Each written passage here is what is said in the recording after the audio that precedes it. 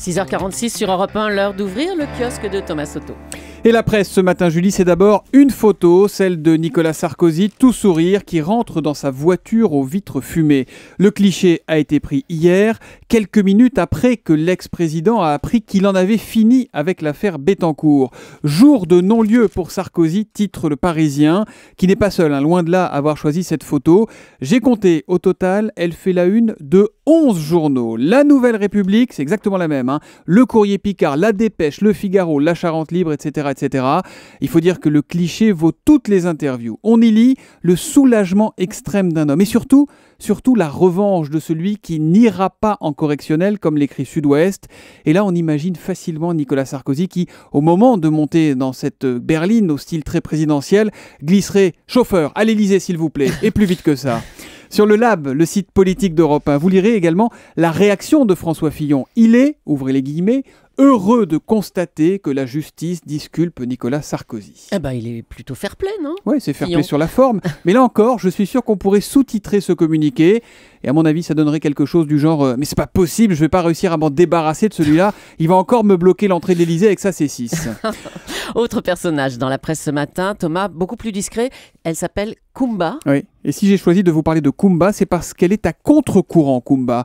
Une histoire qui nous ramène sur Terre après 10 jours d'overdose de discours sur les salariés volontaires et archi-volontaires pour le travail du dimanche et du soir, écrit l'Humanité. L'Huma tire donc le portrait de cette maman de 4 enfants, caissière chez Monoprix.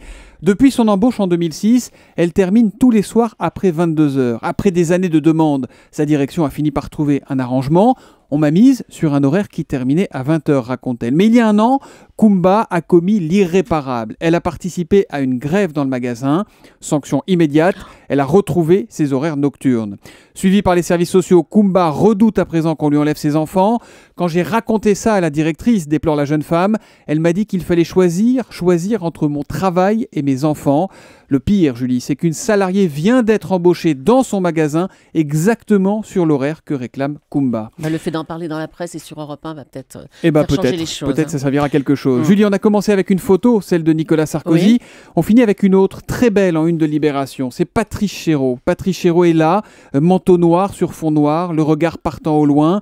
Là encore, c'est fou ce qu'une photo peut valoir tous les longs discours. Libé consacre 6 pages à l'homme de théâtre et d'opéra, metteur en scène et cinéaste, mort hier à 68 ans. Vous vous souvenez peut-être, Julie, de son film « Ceux qui m'aiment prendront le train ». J'adore ce film, avec Jean-Louis Trintignant. Exactement, c'était en 98. L'histoire d'un homme odieux qui décède. Ses amis, ses amants, les amants de ses amants se retrouvent pour son enterrement. Il y a là tous ceux qui l'aimaient, tous ceux qui le détestaient aussi. Évidemment, on peut se dire que toute ressemblance avec des personnages réels ne serait que fortuite, comme on le lit dans les génériques de fin des films. Pourtant, je ne peux pas m'empêcher de penser que tout cela ressemble cruellement à ce qu'est la politique, le monde politique. Libé qui titre son très bel hommage « Dans la solitude ». 3 petits points. Axel de Tarlet nous a rejoint. Bonjour Axel. Bonjour Thomas. Vous avez décortiqué la presse économique pour nous et ce matin, votre œil acéré s'est arrêté sur la une du Figaro Économie. Les divines surprises du budget grec, budget excédentaire en 2014. On parle bien de la Grèce. Et oui, alors d'abord, première très bonne nouvelle, après 6 années de récession, l'économie grecque repart. Oui, l'année prochaine, le gouvernement table sur une croissance de plus 0,6 après une contraction de 4% cette année. Donc ça repart. Et puis deuxième bonne nouvelle, la Grèce devrait afficher un excédent primaire de son budget. C'est-à-dire que hors remboursement de la dette, son budget est excédentaire. Les recettes suffisent à payer les dépenses, ce qui n'est pas le cas de la France. Alors, est-ce qu'on peut s'enthousiasmer un peu ? Est-ce qu'on peut considérer que la Grèce est tirée d'affaire ? Alors, malheureusement non, parce qu'il lui reste son énorme dette à rembourser, qui représente 174% du PIB. C'est 93% chez nous. Mais enfin, ça va mieux. On va dire que ça va moins mal. Preuve quand même que les efforts finissent par payer. C'est à lire dans le Figaro Économie. Axel, on vous retrouve dans 20 minutes et on parlera évidemment de ce plan social chez Alcatel qu'on a déjà évoqué dans les journaux.